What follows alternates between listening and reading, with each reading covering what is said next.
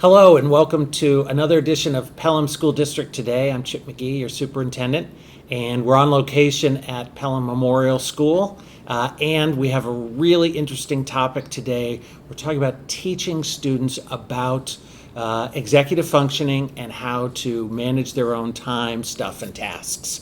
And I've got two experts with me. I'll let them introduce themselves. Hi, Cheryl Northrup. I'm the special education coordinator here. Yes, and Eileen Beliveau, I'm the occupational therapist here at Pelham Memorial and at the high school. oh, so you share time between the two schools. That's yes. right. And so actually, take me back a little bit about background before we go further. Cheryl, before you got here, what were you doing and where were you? Before I got here, I was at Pinkerton Academy for 12 years as a special education teacher. Mm-hmm. So you went from huge high school Yes, to a little middle school. I did, because I wanted to go back to a smaller school with a nice group setting Yeah, and yeah. really get to know the kids really well. And what year is this for you here? Oh my gosh, this is year 4 for me here. Year 4. Yep. Wow. And Elaine, what about you? I was at Chester Academy prior to being here. I've been here for 11 years now. Mm-hmm. And prior to that, I was at Chester Academy, which was a pre-K to 8th school. And when I came here, I was thinking I was going to the elementary school. Oh, And really? I said, how about the middle and high school on my first day of school? And I said, well, we'll give it a go. Yeah. And I really have enjoyed it. Yeah, yeah. And so we've had a lot of fun conversations about how to work with kids, how to change the direction of kids. And there's an exciting new approach that you're taking this year. Cheryl, will you just start with just kind of what's the structure of this new approach? I don't even know what to call it, but just give me a thumbnail. So it's seeing a need for executive functioning. You know, that part of your brain does not develop until you're in your 20s. Mm-hmm. And so it's always growing, and there's always different parts of it that you need support with, especially in these years of middle school years. And it's just seeing that need, and it wasn't just in special education, it's across the board. Mm-hmm. So this isn't just for students with a disability. Correct. This need to work on executive functioning, I think I could say with confidence, walking around the middle school, everyone's working on it here. Yep. They're just at different places. Yeah. Yeah, and so what's the difference about the approach this year than what we've done in the past? So this year is an actual class, and they can learn how to do notes and stuff like that, and they can learn how to study for a test, and they can learn how to organize themselves and how to start a task and how to take a break and stuff like that. There's so many different parts of executive function that people think, oh, it's just organizing your binder, Yeah. which It's not. more than organizing your Yes. binder. Yeah, and so they're taking a class, and I think you're teaching this I class. think I am. Yeah. How about you've taken on this new thing? So just what do I need to know about your class? So it's a 5-day-a-week class, Yeah. And every day we have a theme or a topic that we're working on, organizing, scheduling, homework calendars, learning how to study for a test. Oh my gosh. All right, so I'm just going to jump in and put on my parent hat for a second. Everyone's going to want their kid to be in that class. Is this open to everybody? Well, it is by, people have decided who are the ones in the most need. Mm-hmm. And so that's how we began the class. Yep. And again, it's a trimester class, and I think we have students filling up our classes. So you have a class in the fall trimester, and then there's a winter one, new batch. New batch. You'll teach the class again, and then a new batch again in the spring. Mm-hmm. Yeah. Is And it just it's sixth grade? 7th, and 8th. All three. And what is exciting is it is a very developmental thing that is occurring for all of our students. And with all of development, kids are at different levels along Yeah. the way. So some kids have a more developed skill and some kids have a less developed skill. Or the nice thing about executive functioning and what we're working on is helping the kids understand where their strengths are in their executive functioning. We call them their superpowers, so they can use those strengths to help them manage the areas that aren't as developed for Tell them. me a little bit about the superpowers. Like, what might be a kid's superpower? So a superpower might be that they have a really good memory. So they'll say to me, I don't need to write that down. I have a great memory. And that might be the case. but they may not have the initiation, another skill that when they get home, they remember they have homework, but they never started it. Or they could have started it, but they don't have task persistence to finish it. Yeah. Or they finished it and they forgot to turn it in. We have kids who have done full assignments and never hit the turn in button, and the parents will say, I saw them working on it, but the teacher never saw it. Yeah, yeah. Oh my gosh. All right, so this is where I want to go with this one. Tips and tricks for parents, because every middle school parent, when I was one, and everyone I've ever encountered, faces that same set of stuff, because the kids, all of them are developing these skills. What are some tips and tricks you might give for parents to be helpful at home? Okay. First thing is routines. And that's where the 5-day a week is so vital. Yeah. Is that every day, have you written your assignments down? Have you checked your calendar? Do you know what's due tomorrow? Do you know when your next summative is? And if you only do that once a week, there's a lot of holes. Yeah. So being aware, and technology right now is their friend, and I want them to know that, is that there's a homework calendar, there's your Google Classroom, there's PowerSchool.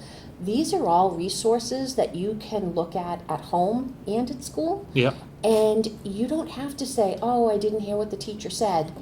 You can find it out, but you have to initiate the finding out. Yes. So, and for parents too, those are all resources that are available to you too. So if I hypothetically had a child who was not an initiator, and I'm pulling my hair out as a parent, like they say, they remember their homework, and they have the skill set to do their homework, but they don't initiate, and I work late. What should I do? So, again, going back to routines. Setting up routines. My classroom has very specific routines. And so I kind of encourage them to set them up. If somebody doesn't initiate, you come home, you have a snack, but then by 3:30, you must be doing homework if you have any. And if you don't have any, I would suggest maybe even reading for a little bit, because if you don't have any, then you can play video games. They will never have homework. So you have to work with the middle school mind and say, okay, well, if then you don't have homework, you have a summative on Friday. Can you study for that summative starting today?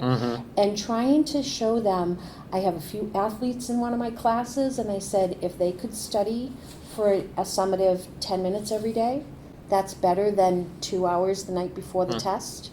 And less time. Exactly. And so we're trying to build those routines, and by having a classroom of 8 students together, they're all working on the same things, and they're helping each other out. This is what works for me. Today the whole class was working on index cards for study skills. And some color-coded them, some didn't. Some prefer to look at a whole sheet of paper, some wanted them in a certain order. And they talk about why they're doing it that way, and they might be helping out their neighbor. There isn't a one-size-fits-all, and they really have to find their own way. Isn't that crazy, the complexity of human nature, that there is no system that fits them all? So I'm going to flip back to Cheryl for a second, because I'm so excited about having this in place. I also know it's so new. What are we in? Week 3, right? And so I want to just go back in time a little bit and ask, how did this idea come about? Because we have as a district goal, we want students to have improve in academics in both literacy and math. But executive function is something that if you don't have it, is in the way of them moving in those academic areas. And I want more instructional time for kids who need it in the area they need. And it happened. How did this come about? When did you start thinking about it? How did this even happen? So I've taken quite a few classes just like Eileen Mm-hmm. in executive function, and it's always been a drive of mine as well. And it's just, Eileen and I have had many discussions about executive functioning and what routes we would like to see the school go.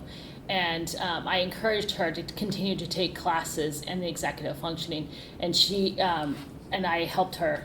Like, we talked together, and I said, I'd like you to spearhead working with our students that have the executive functioning need, and then in special education, and then from that we had more discussions about this would be something that all the students would benefit from. And while we have to keep the class size small because students can be all over the place with their thoughts and their ideas, and so it's really important to keep the class size small. We have to really be cognizant of who should we have in these classes first. And so the trimester 1 was really a lot of looking at stuff and trying to figure out and talking with the teachers. And then just today I sent out an email saying, hey, this is what we have for openings in trimester 2 and 3. Can you guys start to have those discussions of who might be good candidates for the next groups? Nice. And so did I hear 8? Is that about how many kids you have in there? Yeah, and then Averaging? 8 is the nice number, and then I have one class that has 9 because there was an additional person who Susan. needed to be in. So then we look at it then. Yeah. But I think that 8 is a really great number because it allows them, when we think about connection, 8's a great number that they are helping each other out. Yeah. They're not getting lost in a class of 24. Yeah. They're able to say, oh, this is hard for me, or how do you do this? And the connections between the students is really great. That's so good. It's really been a lot of fun, and there's so much to work on. It's been great. Good. Well, thank you very much. Thank you both. And I just want to say one last thing before I wrap up, which is, as a district, we're committed to these levers of improvement, and one is using objective data to identify ways to help students improve in academics and on behavior. And this is a perfect example of that coming to life, is our new approach to executive functioning for kids at the middle school through a course in one of their unified arts blocks. So thank you for tuning in to Pelham School District today, and see you soon.